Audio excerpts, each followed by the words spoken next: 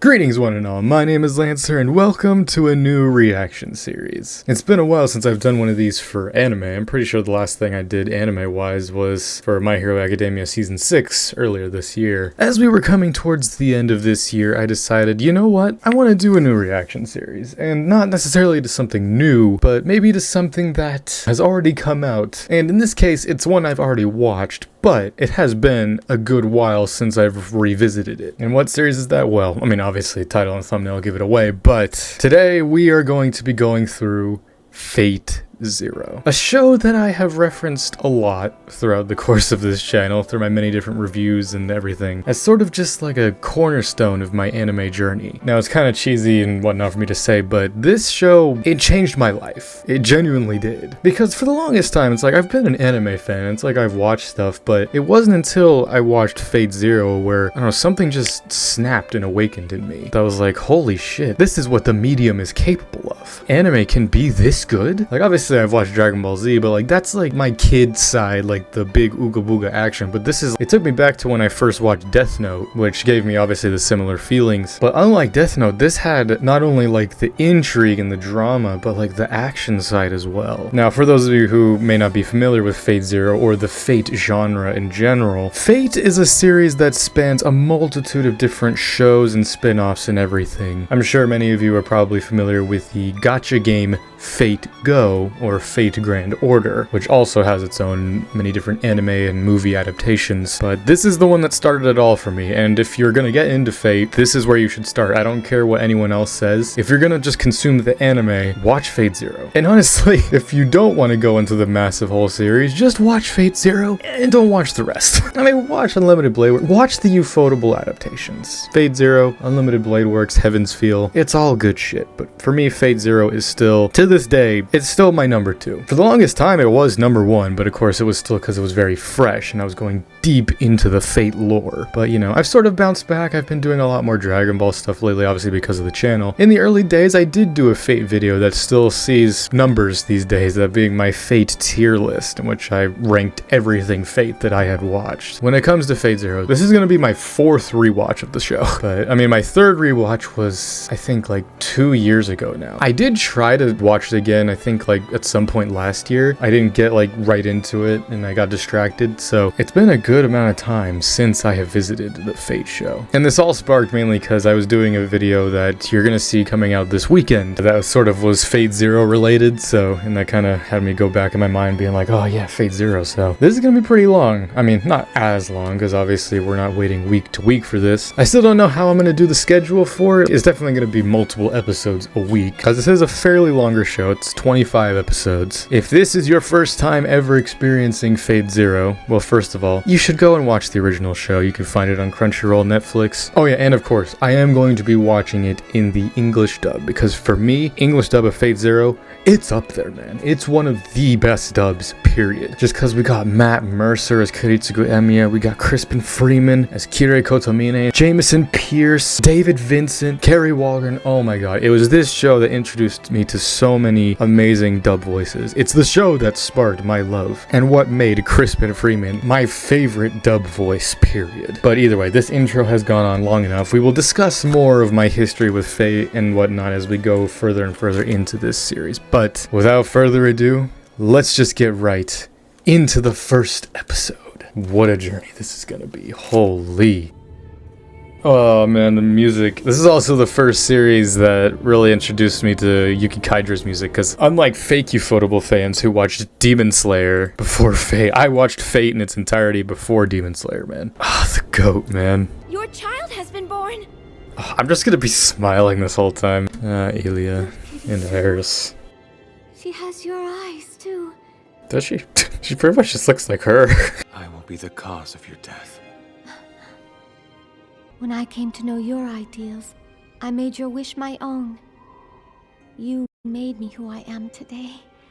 There's so much I want to talk about right away. I'm going to try to stay spoiler free. I mean, obviously, until we get like to the later stuff. I'm going to talk about this show as stuff is revealed through watching it. You know, I'm not going to just jump to talking about like the end of the series. All I'm saying is I already want to cry. I mean, it's easy for me because like I talk about with certain shows, just like if it makes me cry, chances are I'm going to remember it forever. This show definitely has many of those moments. You needn't pity me, because I am part of you already.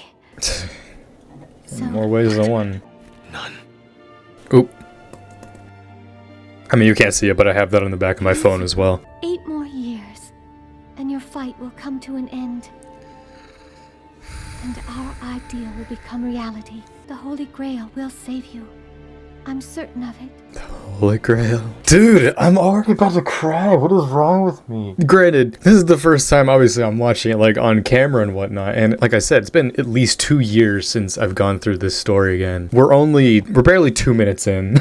I'm, like, pausing so much. For me, this first episode, it's one of the best premieres I've ever seen for an anime. Oh, yeah, and also, another thing I need to talk about. This show came out in 2011, I'm pretty sure, right? Yeah. The sub, obviously, started airing in 2011. The dub didn't come out till 2013. This show it's over 12 years old now. Just because obviously to this day I still listen to the soundtrack religiously. I'll say it, Fate Zero has the best anime soundtrack ever. It's Yuki Kaidra at her best. I mean, not that she's gotten bad or anything, like obviously Demon Slayer, like Yuki Kaidra is the goated composer for me. But just hearing the music, these lines and everything, just knowing the story, it's like I'm gonna cry in this series. Just prepare yourselves for that. Hold her and be proud, like any other father would be. He holds her.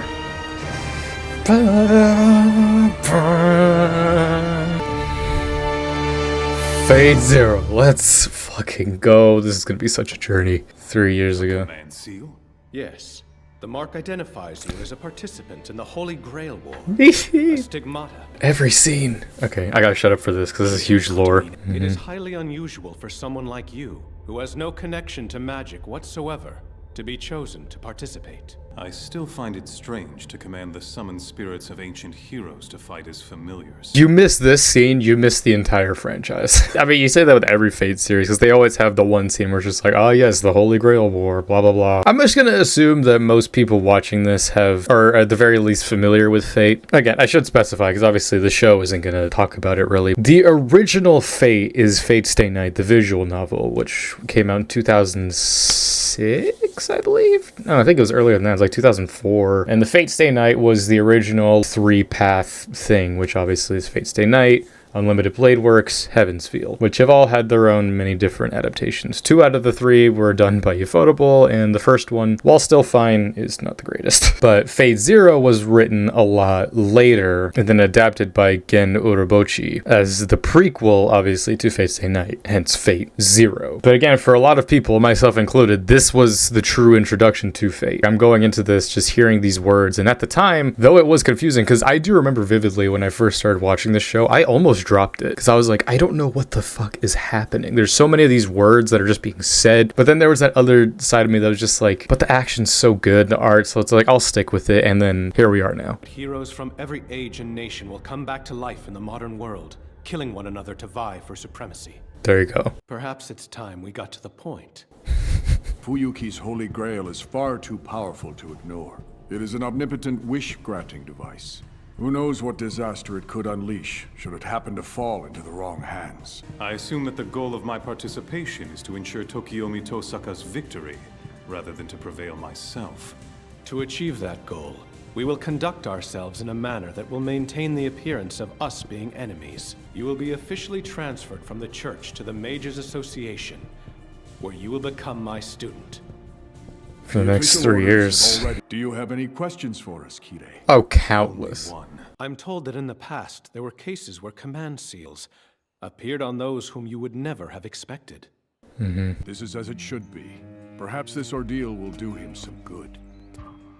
Only a few days ago, my son lost his wife. I believe that a complete change of scenery and a difficult new mission to focus on may be exactly what he needs to nurse his wounds. See, at the time, hearing that, it's just like, oh, damn. But now with the whole context of like the full story and backstory of Kirei, it's like, damn. So that happened, and then he immediately like pretty much went into this. Like, I'm not gonna delve too much into that, but let's just say his wife died, and he didn't exactly feel sad about it 1 year ago. This part was confusing when it was doing the time jumps, but it's all the 10 years prior, because like Koritsugu was 8 years prior, Kirei is only 3 years prior, and now we're jumping to the Matos with only 1 year prior. Kadia, it's good to see you again. Kadia. You back from your trip? Yeah, I guess it did. Liam O'Brien. Hi, Irene. Did you bring me a present again? Huh? No, Reen. You're being very rude. Well, that's her. That's her whole character. Where's Sakura? Sakura's gone now. She's now with the Mato family. It's weird seeing him with black hair. It's weird seeing him look normal. This doesn't concern you. Damn. Cucked by magic. Pretty much. I distinctly remember telling you to stay far away from this house and to never darken my doorstep again, Kadia. I heard you adopted Soken. Tosaka's second daughter. You only want the Grail to give yourself eternal youth. You just want to live forever. It's interesting with Ahsoka because it's like, yeah, you just want to live forever. It's like, he pretty much is. I mean, he is through methods that we will later see. Let's just say this guy is a lot older than he seems. What is it you are scheming, Kadia? Next year I will return from the Grail War, Grail in hand. And in return, you will release Sakura. Don't be a stupid idiot. You have the secret magic to make that happen, and you know it. Using your special worm techniques. Ugh. If what you're trying to do is keep her out of all this, Kadia, I'm afraid you're a little late. You bastard. You didn't. This cut. She's been in there for over 12 hours, and she's still breathing. Yeah, this really set the tone. Early on, you could kind of be like, oh, this is kind of going to be, I guess, a darker tone, but then this scene is just like, oh, right, okay, this is going to be rough. It's so fucked. Very powerful inner spirits. I still expect to achieve victory in the next war 60 years from now.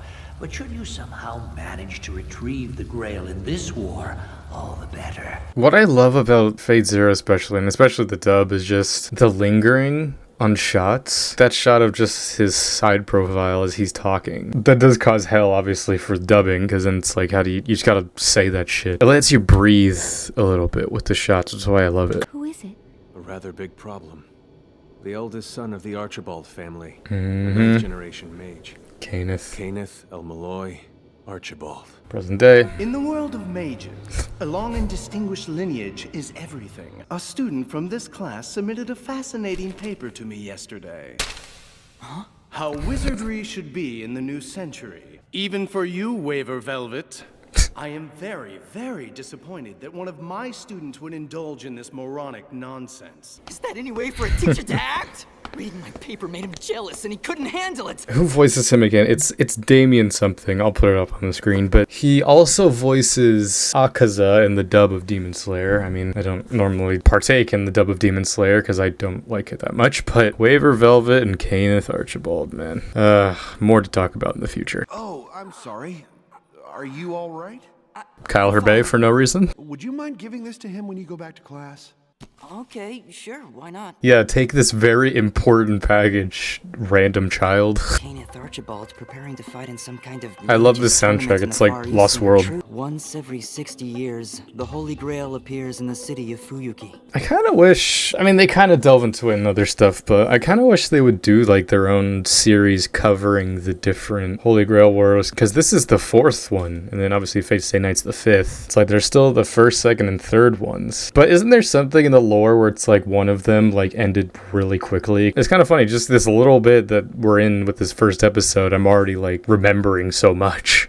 It's all coming back to me. Each magically summons a heroic spirit known as a servant, archer, saber, Lancer, rider, assassin, caster, berserker. guided by their masters, fight each other to the death in secret battles to determine who is worthy to win the Grail. That looks like it's the perfect place for me. In order to summon a servant, some kind of relic related to them is needed to act as a catalyst. How would that be kept in such condition? The Grail will select 7 regardless of skill. The ones it selects to round out the group are, well, often weak and inexperienced. Don't concern yourself. You have my guarantee. No matter what tricks or deception they use, no one can deceive the eyes of Hassan. That's Patrick Seitz. This is one of the more interesting roles he does because he voices Hassan in future stuff as well. This is like the most high-pitched Patrick Seitz role I've ever heard. 9 years ago, the Einsburns, a family notoriously proud of their I love pure this blood, scene. suddenly allowed an outsider mage to marry into the family. The man they chose was perfect for their needs. Kiritsugu Emiya. Yes. The man known as the Mage Killer. AKA the GOAT of Fate. If you use it as a catalyst, you'll be able to summon what is widely considered the strongest of all known sword-wielding servants. Saber. You are to hunt down the 6 other servants and eliminate them, and fulfill the 3rd magic, Heaven's Feel. Yes, sir. Imagine if they did. Sniping. Poisoning. Bombs in public places. He once brought down an entire jetliner just because his target was on it. Keep that story in mind. And the 4th master, no, I mean the 5th one, is representing the Holy Church. His name is Kirei Kotomine. I love this scene. Say Kotomine. Oh, this song. Reports say he studied under Tokiomi Tosaka starting 3 years ago, splitting with him after his command seal appeared. At one time, he was even an inquisitor. An inquisitor? He has a spinny lightsaber. This man, Kirei Kotomine, terrifies me. This is how you set up a rivalry, man. What is he after? Why would he put his life at risk to get the Holy Grail? Kirei Kotomine. Kiritsugu Emiya. Awesome. Karya. Well, you just barely made it. Fucking hell. I did it! I've got a command seal too! The Grail chose me as a master! Yeah. I mean, what did Tokiomi say? The last 2 would be more inexperienced and weak. I can't believe they really found the legendary Excalibur's scabbard. There's not a scratch on it. Avalon. Is this thing really 1,500 years old? Just like in the legend surrounding its existence, it heals its owner's wounds and halts the aging process. Ach did a wonderful job. None of the other masters have something this powerful. Interesting little detail there. He doesn't sit in the front row. He sits in the 4th row. I mean, that could have multiple different... I'm reading way too much into it, but, you know, fuck it, why not? 4th, because 4th Holy Grail War. 4th, because he's the 4th master. The King of Knights. Arthur Pendragon.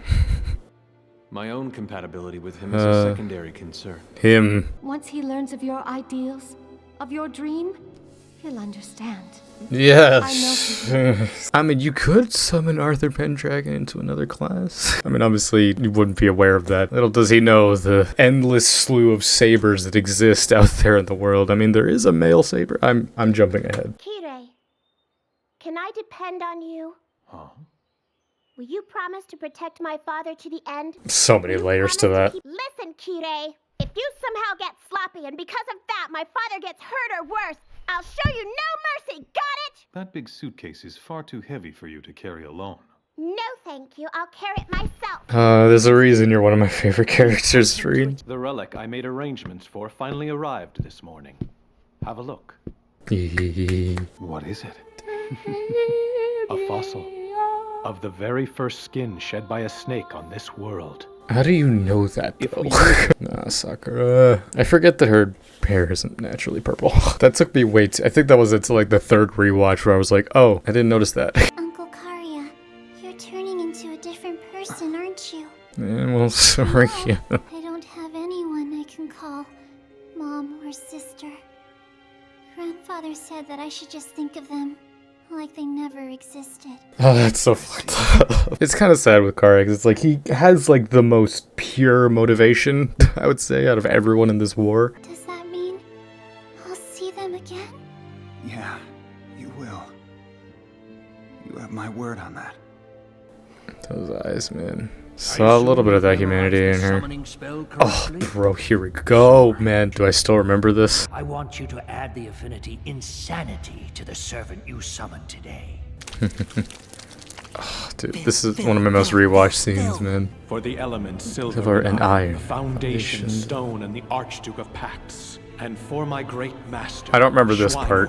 Really enough to summon a heroic spirit? Surprisingly, yes. You see, the summoning ritual. My job as a master is to firmly anchor the heroic spirit in this world, and to supply it with enough mana to take physical form. My words, my will creates your body, and your my sword creates my destiny. If you heed the Grail's call and obey my will and reason, then answer my summoning. If I swear that I shall be all the good in the world, that I shall defeat all evil in the world. Oh, that. Seventh heaven, Oh my. great words of power. Come forth from the Circle of binding, guardian of the scales.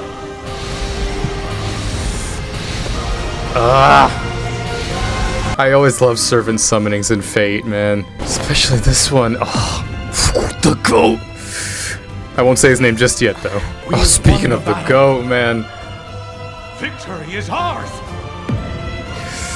Gilligan. Everyone in the show's the goat, man. I ask you, Baber. are you worthy to be my master?